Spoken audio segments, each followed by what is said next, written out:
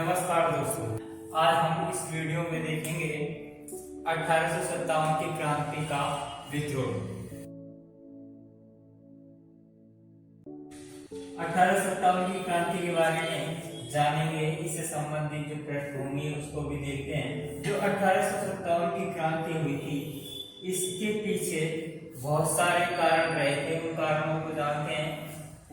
1757 प्लासी की लड़ाई से लेकर 1857 तक यानी 100 वर्ष तक अंग्रेजों की दमनकारी नीति के कारण जनता परेशान हो गई, जिसके प्रमुख कारण ये रहे। राजनीतिक कारण थे कुछ कारण थे आर्थिक कारण, कुछ कारण रहे थे सामाजिक और धार्मिक। ये मुख्य कारण रहे थे 1857 की क्रांति के। अब जानते हैं कि इनके बारे में। सबसे पहले बात करेंगे राजनीतिक कारण क्या क्या रहे। यानी जो 1857 की क्रांति हुई थी, उससे पहले अंग्रेजों की जो दमनकारी नीति थी, उससे जनता परेशान हो चुकी थी। जितने भी क्षेत्र थे, सारे क्षेत्रों में जनता परेशान हो गई थी। उसके बाद में 1857 की क्रांति हुई थी। तो सबसे पहले हम बात करेंगे राजनीतिक कारण। राजनीतिक कारणों में सबसे पहले बात करेंगे डलहौजी की व्यक्तिगत नीति, यानी डॉक्ट्रिन्स ऑफ लिस्ट। ये डलहौजी की व्यक्तिगत नीति थी। इस नीति के तहत अगर किसी राजा या नवाब के उत्तराधिकारी नहीं होने की स्थिति में उस रियासत को अंग्रेज अपने अधिकार क्षेत्र में मिला लेते थे। ये नीति शुरू की थी डलहौजी ने। इसके तहत कुछ रियासत जैसे झांसी, सवाईपुर, सतारा आदि रियासतें इसका शिकार हुई डलहौजी की इस नीति का। उसके बाद में इन्होंने पेशवाओं की पेंशन बंद कर दी। यानी जो पेशवाओं को पेंशन मिलती थी वो बंद कर दी थी। उसके बाद में अवध के नवाब को भी गद्दी से हटा दिया। अवध के नवाब को गद्दी से हटा दिया। और एक मुख्य कारण रहा, वो था बहादुर शाह जफर। ये अंतिम मुगल सम्राट था जिसे जनता अपना सम्राट मानती थी। जफर साहब से कह दिया कि तुम्हारा शासन लाल किले के स्थान पर अब आप कुतुब मीनार में करो, कुतुब मीनार में जाकर अपना शासन करो। ये थी डलहौजी की व्यक्तिगत नीति, यानी डॉक्ट्रिन्स ऑफ लिस्ट, जिसके तहत झांसी, सबलपुर, सतारा ये रियासत शिकार हुई क्योंकि इनका उत्तराधिकारी नहीं था। उसके बाद पेशवाओं की पेंशन बंद कर दी। अवध के नवाब को गद्दी से हटा दिया। बहादुर शाह जफर को लाल किले के स्थान पर कुतुब मीनार पर शासन करने की सलाह दे दी। इससे जनता नाराज हो गई क्योंकि बहादुर शाह जफर को जनता अपना सम्राट मानती थी। ये था डलहौजी की नीति। इसके बाद में इसी में राजनीतिक कारणों में एक कारण ये रहा, वेले जली की सहायक संधि। इस संधि के तहत रियासतों की सुरक्षा की जिम्मेदारी ली गई थी। रियासतों की सुरक्षा की जिम्मेदारी ईस्ट इंडिया कंपनी लेती थी। साथ ही कंपनी सुरक्षा के बदले में भारी टैक्स लिया करती थी। वेले जली की जो सहायक संधि है, इस संधि के तहत सर्वप्रथम राजस्थान में एक रियासत थी, भरतपुर रियासत। भरतपुर रियासत में सर्वप्रथम वेले जली की सहायक संधि पर हस्ताक्षर किए। ये हस्ताक्षर किए गए थे 29 सितंबर 1803 को। 29 सितंबर 1803 को भरतपुर रियासत ने वेले जली की सहायक संधि पर हस्ताक्षर किए। उसके बाद में इसी संधि पर अलवर रियासत ने भी हस्ताक्षर कर दिए। अलवर रियासत ने रक्षात्मक और व्यापक संधि के तहत हस्ताक्षर किए। अलवर रियासत ने हस्ताक्षर किए थे 14 नवंबर 1803 में। 14 नवंबर 1803 में बेले जली की सहायक संधि पर अलवर और भरतपुर रियासत ने संधि की थी। ध्यान रख लेना, ये क्वेश्चन लेवल असिस्टेंट 2016 में यहीं से आया था। तो बेले जली की सहायक संधि करने वाली दो प्रमुख रियासत थी, भरतपुर रियासत और अलवर रियासत। उसके बाद में आते हैं लॉर्ड हार्डिंग्स ने एक नीति प्रारंभ की। उस नीति का नाम था आश्रित पार्थी की नीति। आश्रित पार्थी की नीति लॉर्ड हार्डिंग्स ने प्रारंभ की।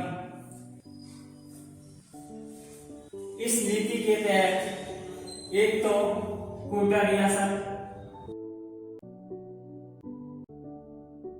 और दूसरी रियासत थी करौली रियासत।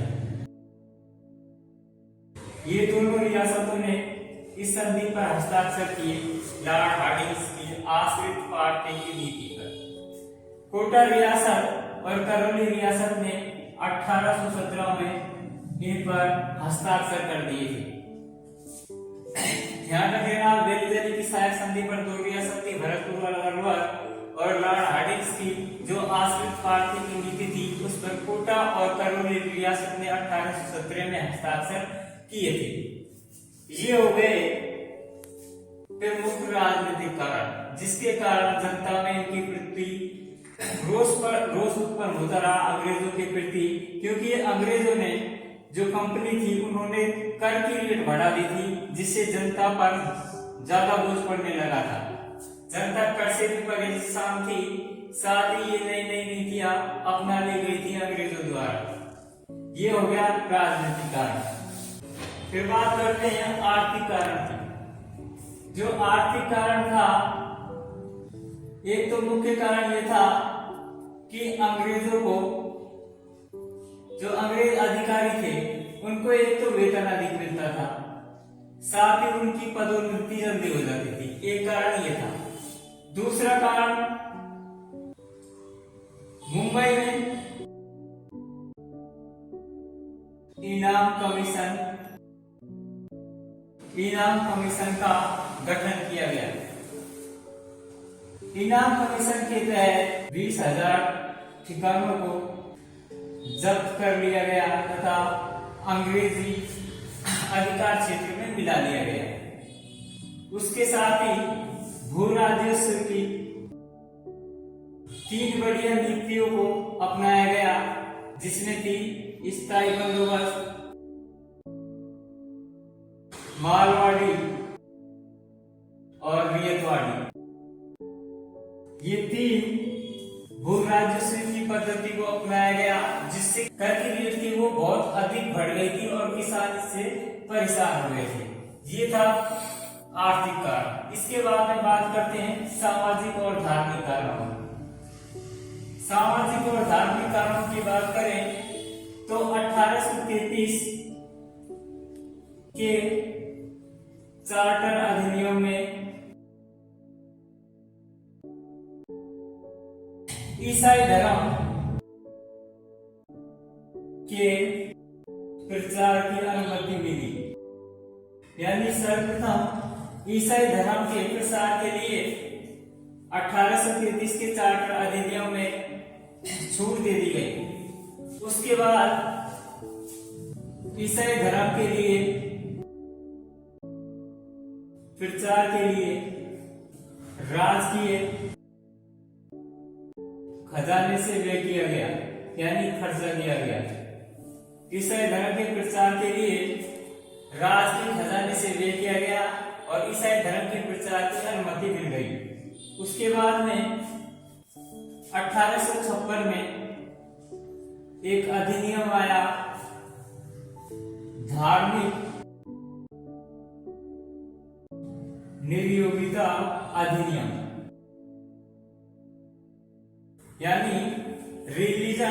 Disability act. ये अधिनियम के तहत इसकी धारा थी 21।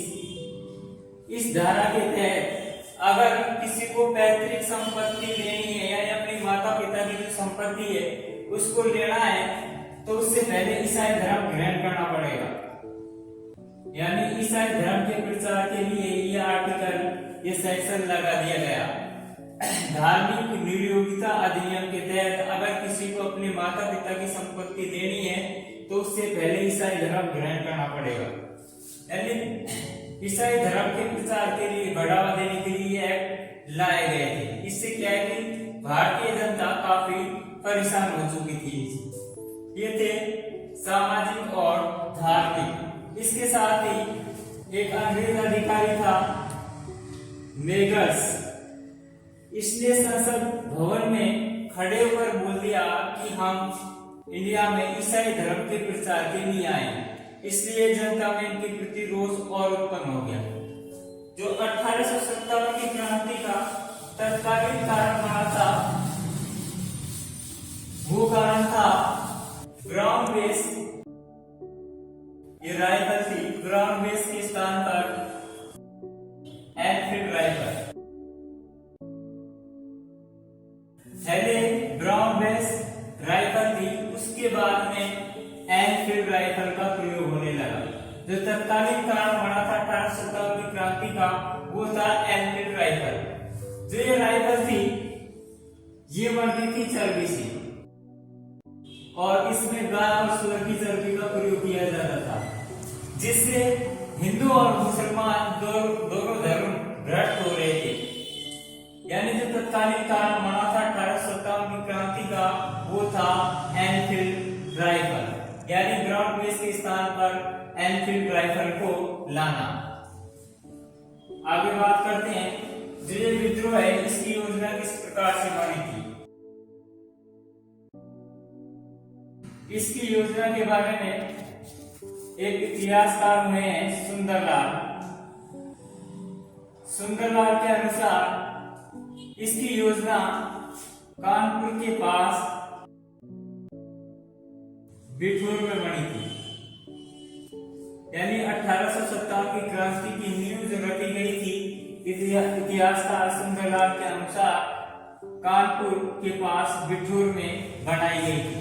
कुछ इतिहासकारों का मानना है कि जो ये योजना है ये अजीमुल्ला खां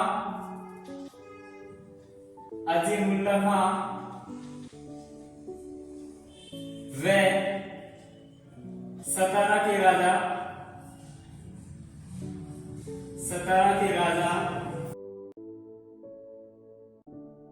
रणोजी बापू ने लंदन में बनाई थी। यानी कुछ इतिहासकारों का मानना है कि जो ये 1857 का विद्रोह की योजना है ये योजना अजीमुल्ला खां और सतारा के राजा थे रणोजी बापू, उन्होंने लंदन में बनाई थी। उसके बाद में कुछ इतिहासकारों का मानना है कि जो ये 1857 का विद्रोह क्रांति थी उसकी नींव अजीमुल्ला खां व नाना साहब ने रखी गई थी और इसकी निश्चित तिथि थी 31 मई 1857। यानी जो क्रांति होनी थी वो होनी थी 31 मई 1857 को। और जो ये क्रांति थी इसका प्रतीक चिन्ह था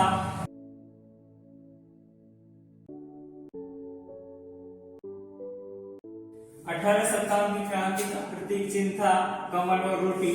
इसकी निश्चित तिथि थी यानी ये क्रांति की शुरुआत होनी थी 31 मई 1857।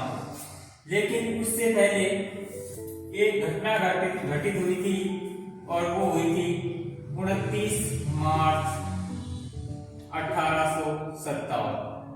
29 मार्च 1857 को एक घटना घटित हुई थी पश्चिम बंगाल की बैरकपुर छावनी में।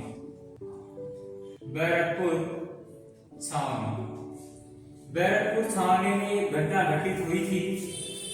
बैरकपुर छावनी में एक सिपाही थे जिनका नाम था मंगल पांडे। मंगल पांडे ने एनफील्ड राइफल चलाने से इनकार किया तो उनके जो अधिकारी थे उन्होंने जबरदस्ती चलवाई थी उसको। तो मंगल पांडे ने जो एनफील्ड राइफल है वो चलाई तो थी, लेकिन चलाई थी दो व्यक्तियों के ऊपर जो उनके अधिकारी थे। एक तो जनरल बाग और एक लेफ्टिनेंट जनरल ह्यूसन।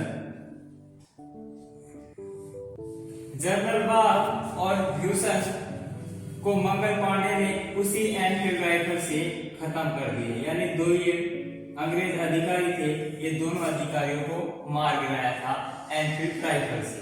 29 मार्च 1857 को बैरकपुर छावनी यानी पश्चिम बंगाल में, जहां पर मंगल पांडे तैनात थे, उन्होंने एनफील्ड राइफल चलाने से इनकार किया।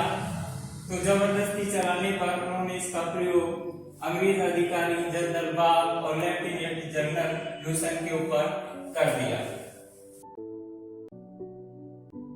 इसके बाद में 10 मई 1857 को 1857 की क्रांति का आगाज हुआ। ये स्थान था मेरठ। मेरठ में दो सैनिक जो पैदल चलने वाली सैनिक टुकड़ी थी, एक का नाम था 3LC और 20NI। ये दोनों सैनिक टुकड़ियां पैदल थी। ये दोनों सैनिक टुकड़ियों ने अपने अधिकारियों को मार गिराया और मारने के बाद में ये मेरठ से चले गए दिल्ली। मेरठ से दिल्ली चले गए। दिल्ली पर इन्होंने 11 मई 1857 को अधिकार कर लिया। 11 मई 1857 को दिल्ली पर अधिकार कर लिया। अधिकार करने के बाद इन्होंने भारत के अंतिम मुगल सम्राट बहादुर शाह जफर को विद्रोह का नेता घोषित किया। 11 मई 1857 को बहादुर शाह को 1857 की क्रांति का नेता घोषित किया। उस समय इनकी आयु बहादुर शाह जफर की 82 वर्ष थी और ये क्रांति चलती रही। 20 सितंबर 1857 को बहादुर शाह जफर को गिरफ्तार करके अंग्रेजों ने भेज दिया म्यांमार की जो प्राचीन राजधानी है रंगून। वहीं पर इनकी मृत्यु हो गई। यानी भारत में 1857 की क्रांति की शुरुआत हुई 10 मई 1857 को। मेरठ छावनी से दो सैनिक टुकड़ी थी 3LC व 20NI। इन्होंने अपने अधिकारियों को मारकर 11 मई 1857 को दिल्ली की ओर कूच किया। बहादुर शाह जफर को अपना नेता घोषित किया और 20 सितंबर 1857 को बहादुर शाह जफर को गिरफ्तार करके रंगून भेज दिया। यानी दिल्ली का जो विद्रोह है वो दबाने वाले दो अधिकारी थे, उनका नाम याद रख लेना, निकिल्सन व हडसन। दो अधिकारी थे जिन्होंने दिल्ली के विद्रोह को दबाया था। तो इसको ऐसे याद रख लेना। बहादुर शाह जफर थे तो बूढ़े, लेकिन उन्होंने इसे बोल दिया निकल जाओ नहीं तो तुम्हारी हड्डी तोड़ दूंगा। यानी निकलने से निकल्सन और हड्डी से हडसन, ये दो दिल्ली विद्रोह को दबाने वाले अंग्रेज अधिकारी थे। तो अब बात करेंगे राजस्थान की।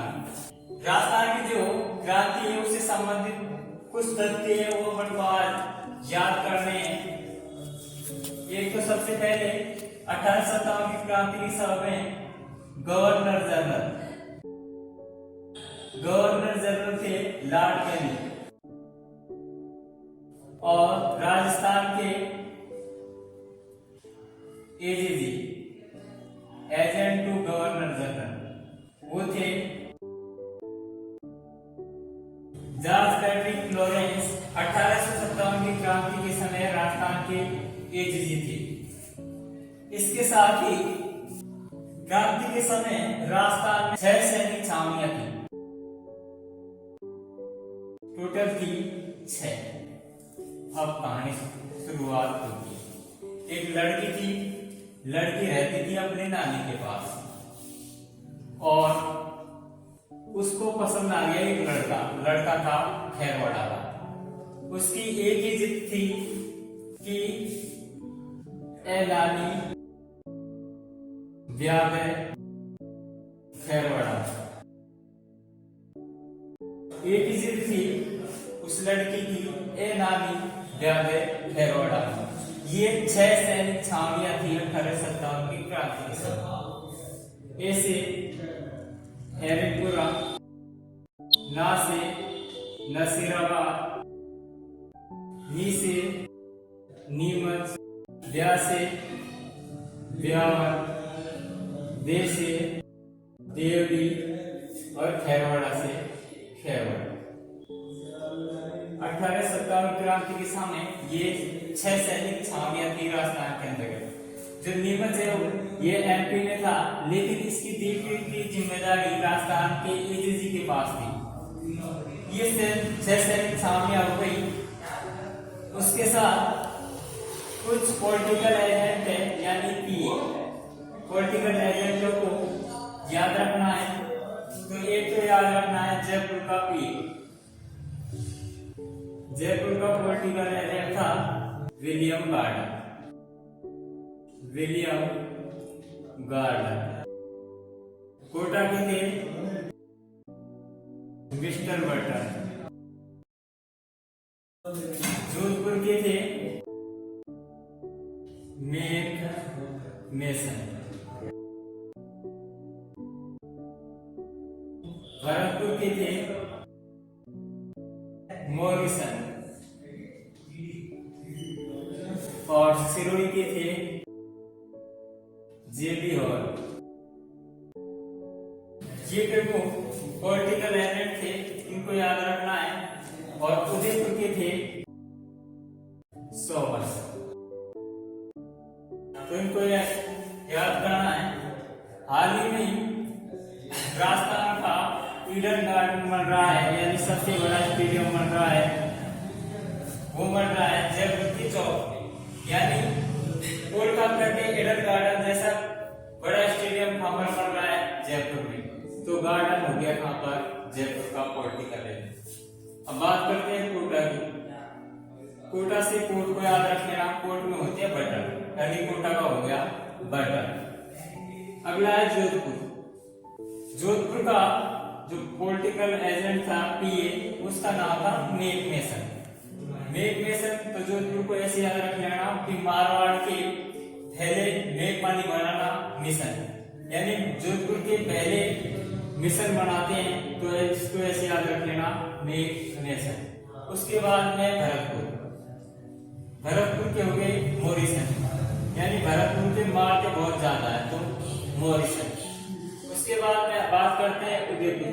उदयपुर का पॉलिटिकल एजेंट कैसे याद रखना? तो उदयपुर यानी मेवाड़ क्षेत्र। मेवाड़ का इतिहास वीरता पूर्वक इतिहास रहा है। तो अंग्रेज आते हैं और इस क्षेत्र का इतिहास पढ़ते हैं, तो वो हिंदी में बोलना चाहते हैं शाबाश शाबाश, तो शाबाश शाबाश से उनसे बोला नहीं जाता और वो बोलते सोवर्स। तो इसको याद रख लेना सोवर्स, यानी उदयपुर का पॉलिटिकल एजेंट हो गया सोवर्स, जयपुर का गार्डन हो गया, कोटा का बटन हो गया, जोधपुर का मेकमेसन हो गया, भरतपुर का हो गया मॉरिसन, और सिरोही का हो गया पॉलिटिकल एजेंट जेबी हॉल। इसके बाद में जो क्रांतियां हुई थी उनके बारे में हम बात करेंगे अगले वीडियो में। ये पॉलिटिकल एजेंट याद कर लेना, ये सैनिक छावनी ट्रिक से याद कर लेना, ये थोड़ा मैंने याद करने के लिए बता दिए। अगले वीडियो में जो क्रांति वाले स्थान है, विद्रोही के क्षेत्र राजस्थान में, उनको कल यानी अगले वीडियो में पढ़ेंगे। जय हिंद, जय भारत।